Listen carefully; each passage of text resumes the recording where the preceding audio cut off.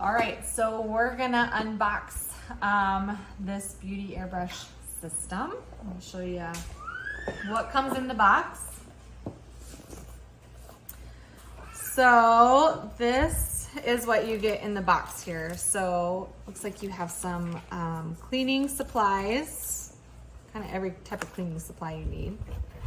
Here is the motor here. So it has a large capacity battery as well as your charging system here. It has LCD displays, which I'll show you here in a bit. We'll just kind of install this here. We'll kind of show you how it works. Very easy to install. This is a very pretty color. It's kind of a rose gold color. You have different size containers here for your paints, your colors. This is great for makeup use, painting anything. I don't think that's supposed to be in there, but we'll take the cover off and kind of show you here.